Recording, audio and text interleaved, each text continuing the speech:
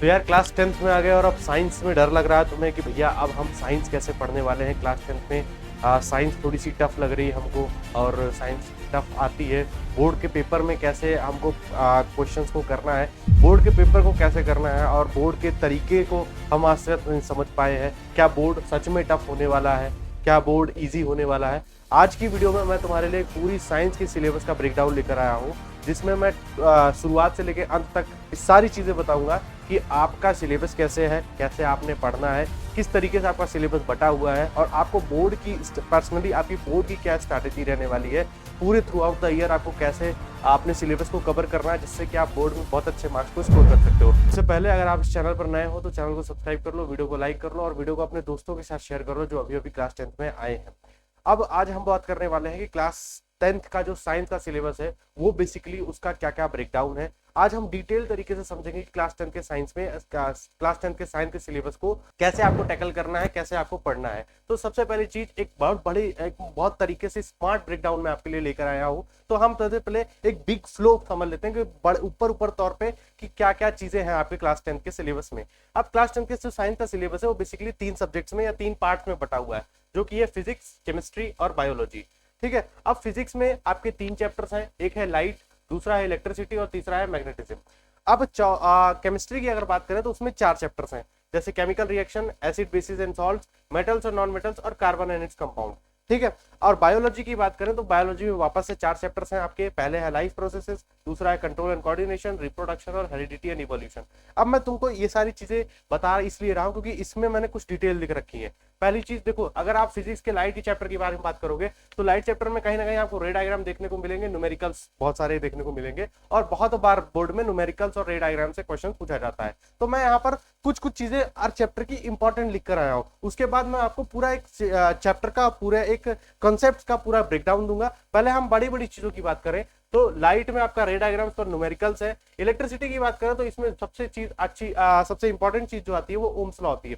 अगर आपने अभी तक नहीं पढ़ा है या अगर आप जाके इलेक्ट्रिसिटी वाले चैप्टर को पढ़ोगे तो वहां पर देखोगे जो ओम्स लॉ है वो बहुत बड़ा इंपॉर्टेंट रोल प्ले करता है। फिर उसके बाद हम बात करें सर्किट्स में जैसे आपका पैरेलल कॉम्बिनेशन हो गया, सीरीज कॉम्बिनेशन हो गया रेजिस्टर्स का, तो वो कहीं ना कहीं इंपॉर्टेंट रोल प्ले करता है।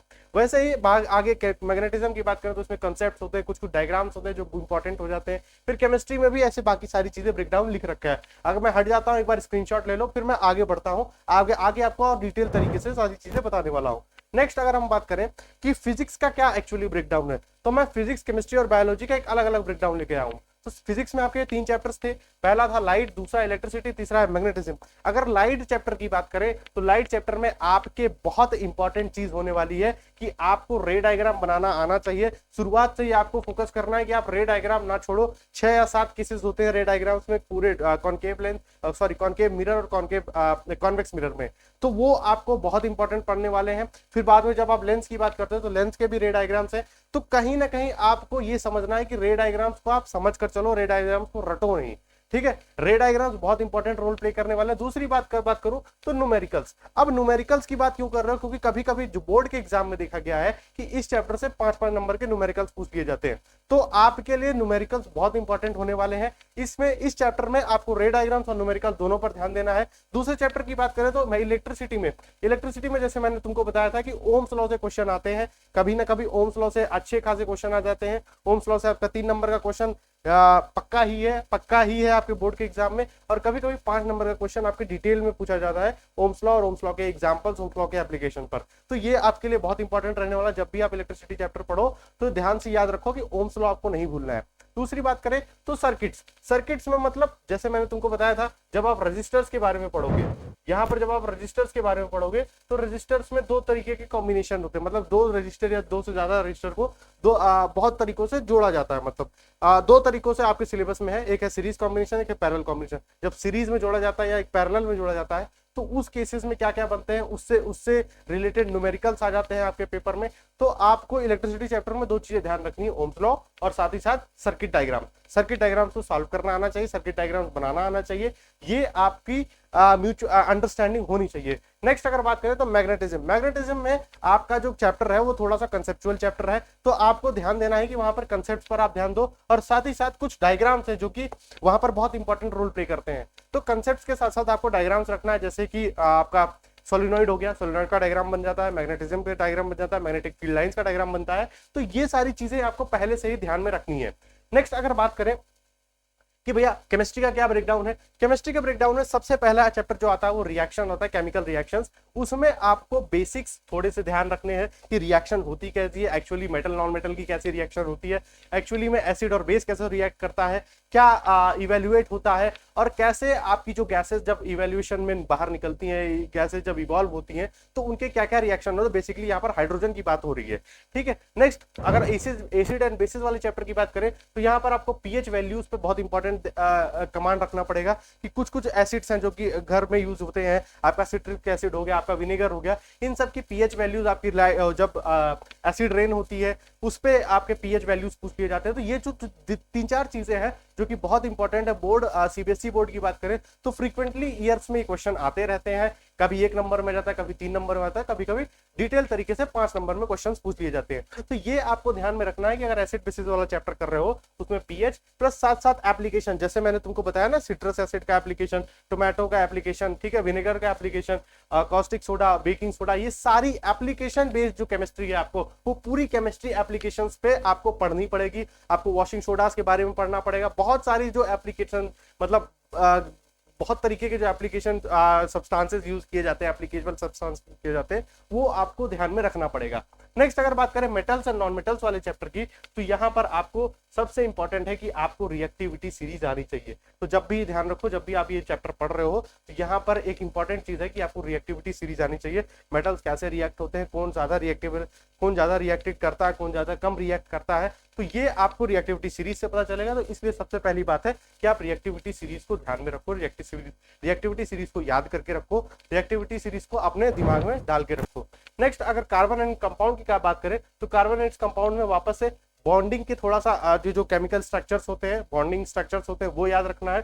साथ ही साथ उसके जो कंपाउंड जैसे ग्रेफाइट हो गया और आपका ये कार्बन चारकोल हो गया, तो ये इंपॉर्टेंट चीजें हैं कि आपको उसके कंपाउंड्स याद हो, उनके कैरेक्टरिस्टिक्स याद हो, उनके एप्लीकेशंस याद हो। और साथ ही साथ बॉन्डिंग की बात करें तो आपको जो स्ट्रक्चर्स बनते हैं, कार्बन अपने स्ट्रक्चर्स बनाता है, कार्बन अपने जब IUPAC नेम जो कार्बन का रहेगा उसके हिसाब से जब उसके इलेक्ट्रॉन डॉट स्ट्रक्चर्स बनेंगे, बॉन्डिंग स्ट्रक्चर्स बनेंगे, वो सारी चीजें इंपॉर्टेंट आपको याद रखनी है, वो चीजें आपको ध्यान में रखनी है। जरूरी ये है कि आप रटो नहीं वहां पर। नेक्स्ट बायोलॉजी की थोड़ी सी बात कर रहे हैं तो बायोलॉजी में आपके पास आना है कि लाइफ प्रोसेसेस वाले चैप्टर में कि आपका ये एक कोर चैप्टर है। पहली चीज तो कि कोर चैप्टर बोले तो सर यहाँ पर आपको थोड़ी सी चीजों को याद करना पड़ेगा, थोड़ी सी मेमोराइजिंग पावर आपकी अच्छी होनी चाहिए। ये कोर चैप्टर है, यहाँ पर आपको समझना पड़ेगा, ठीक है। थोड़ा सा लंबा चैप्टर, थोड़ा सा बड़ा चैप्टर है और अच्छी खासी वेटेज भी बोर्ड एग्जाम में रखता है। नेक्स्ट अगर बात करें तो कंट्रोल एंड कोऑर्डिनेशन वाले चैप्टर में, तो कंट्रोल एंड कोऑर्डिनेशन चैप्टर में आपको पूरा कंसेप्चुअल चैप्टर है, आपको यहाँ पर रटने से काम नहीं चलने वाला है। अगर कंट्रोल एंड कोऑर्डिनेशन में आपको चीजें नहीं याद है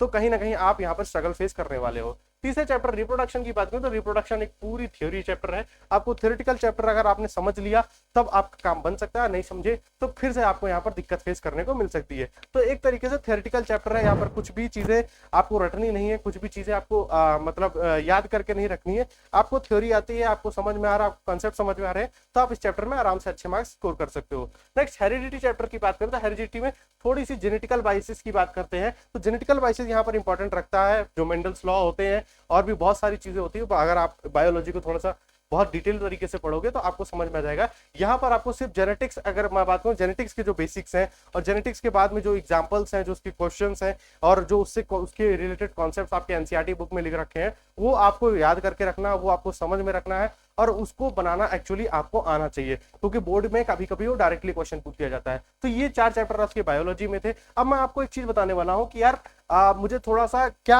एक्चुअली ये बताओ कि मैं कैसे एक्चुअली क्या मैटर करता है। तो मैं आपको बताऊंगा कि एक्चुअली आपके क्या मैटर कर रहा है। तो पहली चीज कि आपको एनसीईआरटी नहीं छोड़नी है। आप अगर मेरी किताब मेरी वीडियोस देख रहे होगे क्लास 10 के रिलेटेड, मैं हर वीडियो में यही चीज बोलता हूँ कि आपको एनसीईआरटी नहीं छोड़ना है, क्योंकि बेटा देखो पेपर ने सीबीएसई ने पेपर पैटर्न अपना बदल दिया है। अब सीबीएसई कहीं ना कहीं आपसे केस बेस्ड क्वेश्चन पूछ रहा है, कहीं ना कहीं आपसे कॉम्पिटेंसी बेस्ड क्वेश्चन पूछ रहा है और अब वो वाली कंसेप्ट छूट गया कि यार रेफरेंस बुक से आप पढ़कर चले जा रहे हो, वहां पर कुछ भी लिख दे रहे हो, वो ऐसा नहीं है। अगर आपको कोर अंडरस्टैंडिंग नहीं है किसी कॉन्सेप्ट की, तो आप कहीं ना कहीं स्ट्रगल फेस कर सकते हो। तो पहली चीज, एनसीईआरटी को लाइन बाय लाइन पढ़ो, एनसीईआरटी के कोई भी एग्जाम्पल मत छोड़ो, एनसीईआरटी के कोई एक्सपेरिमेंट मत छोड़ो, एनसीईआरटी का एक भी क्वेश्चन मत छोड़ो, एनसीईआरटी का एक भी सॉल्व एग्जाम्पल मत छोड़ो। तो ये बहुत इंपॉर्टेंट है तुम्हारे लिए कि एनसीईआरटी को थ्रू आउट दिस ईयर पकड़ कर रखो, through out this year line by line पढ़ना स्टार्ट कर दो। दूसरी चीज, न्यूमेरिकल्स की प्रैक्टिस बहुत अच्छे से करो। अगर बेसिकली फिजिक्स की बात करें तो आपको न्यूमेरिकल प्रैक्टिस बहुत अच्छी आनी चाहिए। वो लाइट चैप्टर की न्यूमेरिकल्स हो, वो थोड़ी से आपके ओम्स लॉ के क्वेश्चंस हो, इलेक्ट्रिसिटी चैप्टर में, थोड़े से मैग्नेटिज्म में अगर आपके डायग्राम्स हो गए, तो वो चीजें प्रैक्टिस करके चलो। न्यूमेरिकल्स आपको बहुत हेल्प करने वाले हैं बोर्ड के एग्जाम में। नेक्स्ट, अगर डायग्राम्स की बात करें तो बायोलॉजी में आपको डायग्राम्स बहुत इंपॉर्टेंट रोल प्ले करता है। डायग्राम्स अगर आप नहीं बनाते आते हो, डायग्राम्स आपकी हैबिट नहीं है डायग्राम्स बनाने की, तो आप कहीं ना कहीं लैग कर रहे हो पीछे। और हो सकता है कभी कभी क्वेश्चंस नहीं आते, कभी आपको पूरी नॉलेज ना हो, बट वहां पर अगर आपको डायग्राम आता हो, डायग्राम रिलेटेड क्वेश्चन है, तो आपको एक एडवांटेज मिल सकता है, आपको अच्छे खासे वहां पर नंबर स्टेप मार्किंग में मिल सकते हैं। तो बेसिकली इंपॉर्टेंट ये है कि आपको डायग्राम विद लेबल्ड चीजें, मतलब लेबल्ड स्ट्रक्चर के साथ साथ आपको पूरा डायग्राम याद होना चाहिए। आप डायग्राम बनाने की प्रैक्टिस कर रहे हो तो पूरे साल आपको ये चीज ध्यान में रखना है कि बायोलॉजी में एक भी डायग्राम आपको नहीं छोड़ना है, केमिस्ट्री में एक भी electron dot structure, electron bonding structure आपको नहीं छोड़ना है कार्बन एंड कंपाउंड्स के, और फिजिक्स में आपको एक भी रे डायग्राम, एक भी क्या बोलते हैं मैग्नेटिज्म का जो डायग्राम होते हैं, वो आपको कभी नहीं छोड़ना है। वो हमेशा आपको प्रैक्टिस करते हुए चलना है। आप फ्री टाइम में उसको आराम से एक पेपर पे बनाओ, लिखो, लेबल करो, तो ये बहुत एक अच्छी हैबिट आपकी बनने वाली है। नेक्स्ट अगर बात करें तो प्रीवियस ईयर क्वेश्चन बेटा हमेशा लगाना है। मैं आपको रिकमेंड करूंगा कि यार एक काम करो, आपका कोई भी चैप्टर खत्म होता है, जैसे ही चैप्टर आपका खत्म होता है, जैसे ही आपका चैप्टर एंड होता है, तो आप चैप्टर एंड के बाद ही आप प्रीवियस ईयर क्वेश्चन उसके लगा लो। प्रीवियस ईयर क्वेश्चन लगाने से क्या होता है कि थोड़ा सा आपको कॉन्फिडेंस मिलेगा। थोड़ा सा कॉन्फिडेंस मिलने से मतलब ये है कि यार आपको ये अंदर से फीलिंग आएगी कि मैं अगर पेपर के क्वेश्चन लगा ले रहा हूँ, सीबीएसई के क्वेश्चन लगा ले रहा हूँ, तो मैं कहीं ना कहीं अच्छे खासे लेवल पर हूँ, अच्छे खासे स्टैंड कर रहा हूँ मैं अपने बोर्ड के एग्जाम में। और 2000 लास्ट में जब आपका पेपर होने वाला है, तो आप वहां पर कहीं ना कहीं अच्छा स्कोर कर रहे होगे। ठीक है, आगे बढ़ते हैं। और लास्ट स्टेप चीज मैं बताता हूं कि आपकी क्या स्ट्रैटेजी होने वाली है। एक स्मार्ट स्ट्रैटेजी मैं आपके साथ डिस्कस करूंगा, जिससे कि आप साइंस के पेपर में कभी भी या पूरे साइंस के सिलेबस में कभी भी स्ट्रगल नहीं कर रहे होगे। तो पहली चीज कि यार एनसीईआरटी को फिनिश करो, जितनी जल्दी से जल्दी कर सकते हो। अब जल्दी से जल्दी करने का मतलब ये नहीं कि एनसीईआरटी स्किप कर करके पढ़ो।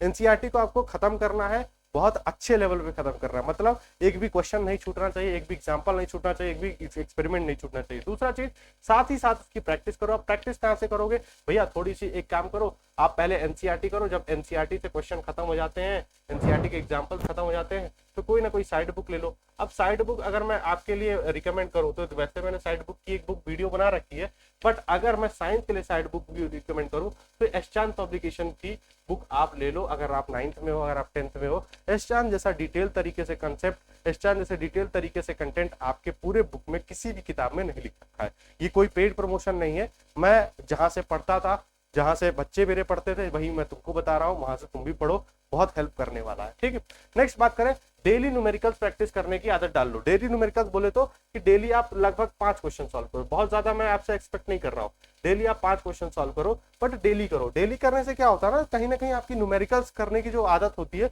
वो डेवलप हो जाती है। बहुत सारे बच्चे न्यूमेरिकल्स से भागते हैं, तो आपको ये हैबिट डेवलप करनी है कि आप डेली 5 क्वेश्चन कर रहे हो फिजिक्स के, क्या वो केमिस्ट्री के, वो आपके मैथमेटिक्स की तो थोड़ा बाद में बात करें तो मैथमेटिक्स में आपको ज्यादा क्वेश्चन प्रैक्टिस करने की जरूरत पड़ती है। लेकिन मेरा कहने का मतलब ये है कि आप न्यूमेरिकल्स डेली प्रैक्टिस करो। फिर बात करेंगे वीकली रिवीजन। वीकली रिवीजन जब मैंने वीडियो बनाई थी क्लास 10 को कैसे स्टार्ट करें या क्लास 10 के लिए पढ़ने के लिए क्या स्ट्रैटेजी होनी चाहिए, तो उसमें मैंने एक बहुत अच्छा और बहुत बड़ा डिस्कशन किया था कि वीकली रिवीजन का। वीकली रिवीजन अगर आपकी अभी ये हैबिट नहीं है तो एक काम क्या करो कि मंडे से लेकर सैटरडे तक आपने जो जो पढ़ा है, संडे को 1 घंटे के लिए बैठो और सारी चीजों को ऊपर से रिवाइज कर लो। मैं तुमको नहीं बोल रहा हूँ कि तुम याद करो, बट मैं तुमको ये बोल रहा हूँ कि तुम सिर्फ रिवाइज करो, तुम वो चीज वापस से रिकॉल करने की कोशिश करो। ये होता है वीकली रिवीजन करने का स्मार्ट तरीका। नेक्स्ट अगर बात करें तो focus on concept not mugging. Mugging का मतलब ये है कि आपका जो पिछले तरीके का, जो पिछले साल तक अभी तक चलता था कि मैं कुछ भी रट के चला जाऊंगा, वहां पर कुछ भी लिख दूंगा, तो ये नहीं होने वाला है। मैं पहले ही बता दे रहा हूं कि अब पेपर चेंज कर रहा है सीबीएसई, अब अपना पैटर्न चेंज कर रहा है। कंपिटेंसी बेस्ड क्वेश्चन देखने को मिलेंगे। अगर तुम रट के जाओगे वहां पर तो तुम आराम से अगर तुम वहां रट के जाने वाले हो तो मैं पहले ही बता देता हूं तुमको एक स्ट्रगल देखने को मिल सकता है। तुम क्वेश्चन पेपर वहां पर नहीं सॉल्व कर पाओगे क्योंकि क्वेश्चन तुम्हें देखे हुए नहीं है। तो इंपॉर्टेंट ये है कि आप क्वेश्चंस को रटने की बजाय, क्वेश्चन आंसर्स को रटने की बजाय, कॉन्सेप्ट को रटने की बजाय उसके कोर कॉन्सेप्ट्स को पढ़ो, कॉन्सेप्ट की क्लैरिटी रखो, जिससे कि आप हर तरीके के क्वेश्चन, हर तरीके के केसेस को सॉल्व कर सकते हो। तो यहाँ पर आपको कॉन्सेप्ट पर फोकस करने की जरूरत है। आपको याद नहीं करना, आपको रटना नहीं है। पहले ही मैं बता देता हूँ, ये सारी चीजें आपको थ्रू आउट दिस ईयर ध्यान में रखनी है। बाकी और आपको कुछ खराब लग बाकी आपको और कुछ लगता है, कुछ भी वीडियो में कमी लगती है या कुछ भी डाउट होता है तो आप चाहे कमेंट सेक्शन में पूछ सकते हो। बाकी इस वीडियो के लिए बस इतना ही। मिलते हैं नेक्स्ट वीडियो में नए कॉन्सेप्ट के साथ। तब तक के लिए लव यू ऑल।